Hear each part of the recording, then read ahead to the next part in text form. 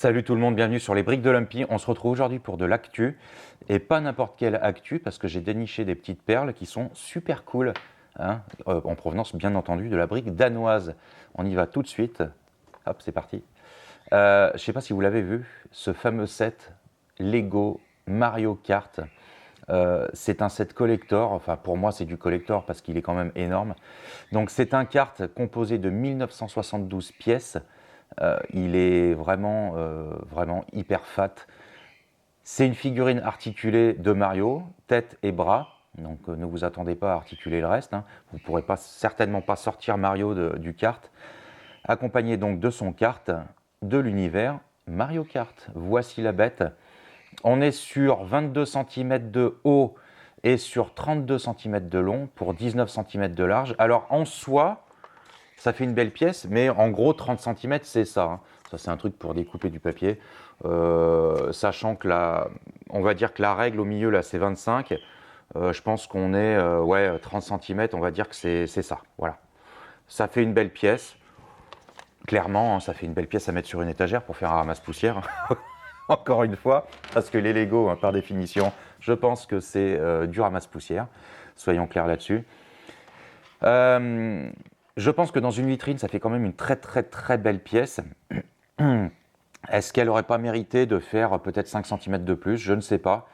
Mais ça fait quand même un truc qui est super mastoc, hein. C'est un kart, on est presque à 2000 pièces. Je pense qu'il y a quand même de quoi s'amuser. D'ailleurs, vous allez voir un petit peu plus les photos. Vous voyez bien que sur une étagère, ça a quand même son petit truc, son petit côté imposant. Et encore que je me demande si cette photo n'a pas été générée par IA, celle-ci là, en l'occurrence. Grande question. Vous voyez la main du gars par rapport à la taille du kart, donc on est quand même sur un beau bébé, hein. Pas le mec, hein. Je parle du karting. Voilà, on a un socle dessous pour le mettre un petit peu plongeant pour qu'il ait un display un petit peu sympa. Ça, c'est pas mal. Écoutez, c'est pas moche, hein, c'est assez réussi. Et apparemment, le display en dessous, on peut le mettre aussi bien tête devant ou tête, ou penché sur l'arrière. Pourquoi pas? Ça se met un peu n'importe où, c'est bien.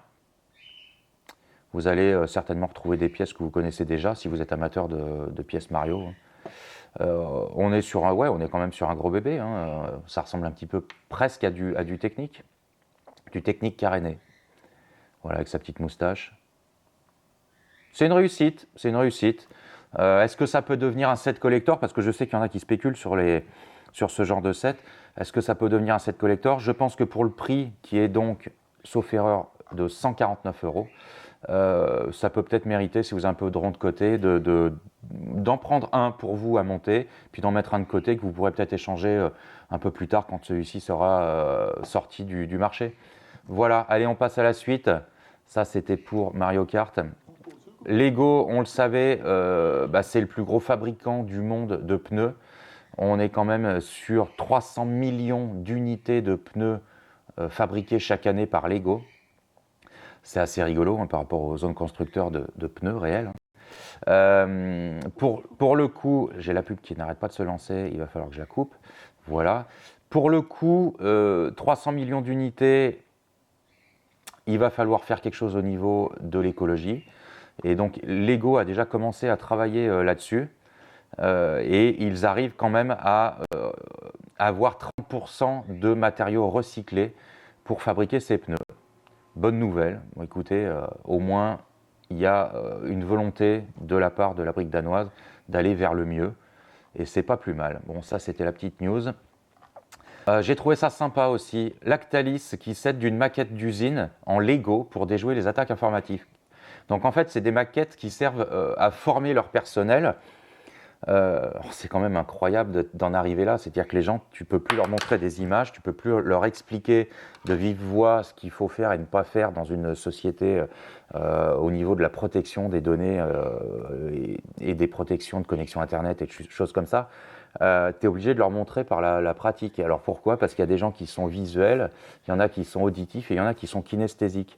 Kinesthésique, c'est quand tu as besoin de toucher la matière ou d'avoir au moins la matière devant toi qui pourrait potentiellement être palpée. Donc les formateurs chez Lactalis leur expliquent que les attaques informatiques peuvent se jouer par le biais de clés USB. Il suffit d'une personne qui a envie, par exemple, de voir ses photos de vacances sur un PC de la boîte et qui ne sait pas que son PC chez lui a été vérolé et que ça a contaminé ses photos. S'il lit la clé USB sur le PC de chez Lactalis, par exemple, ça peut infecter tout le système, même si le système n'est pas relié forcément à un réseau extérieur. Donc voilà, Lactalis met en place ce type de maquette. Je ne sais pas exactement comment fonctionnent les divers scénarios. Ça a été commandé à une boîte parisienne qui est spécialisée dans les maquettes, hein, qui je pense doit avoir l'agrément Lego d'ailleurs. Et voilà, ils imaginent plein de scénarios différents sur ces maquettes. Et apparemment, il y a une nouvelle maquette qui est commandée, deuxième version à l'étude avec des automatismes. Voilà. Mais c'était sympa, je trouve qu'elle est assez bien faite. Je ne sais pas combien ils ont payé ça parce que c'est pas non plus la folie en termes de quantité de pièces, hein. Voilà. Tac, voilà. Qu'est-ce qu'il y a d'autre? Apparemment, il y a des petits boutons sur les côtés. Je pense qu'on doit pouvoir appuyer sur des trucs pour mettre en place des LED, allumer des LED ou des choses comme ça. Donc ça a nécessité 76 heures de travail et 35 100 pièces. Il y a quand même un peu de pièces, hein. Voilà, j'ai trouvé la news qui est assez sympa. Hop, qu'est-ce que j'ai vu d'autre? Ouais, alors Lego est en train de changer d'avis concernant les jeux vidéo de leur marque. Ils avaient l'habitude d'externaliser la création de leurs jeux vidéo et là, ils veulent reprendre la main. Alors, on n'a pas les termes de la chose, mais ils veulent reprendre la main sur le marché du jeu vidéo. Pourtant, je trouve que c'était assez bien fait. J'ai notamment fait dernièrement le jeu vidéo Lego Horizon sur PS5, qui est plutôt très beau, qui est plutôt très court, malheureusement, petite dizaine d'heures, hein, tranquille. J'ai aimé certains trucs, j'ai moins aimé d'autres choses. Écoutez, c'est comme ça, mais je pense qu'il y aurait eu plus à faire au niveau de cette franchise Lego Horizon. Bon, voilà. Lego City Undercover est un de mes best play, on va dire, depuis la Nintendo Wii U à l'époque. D'ailleurs, j'avais acheté la console pour ce jeu. Autant vous dire que je m'étais saigné à l'époque.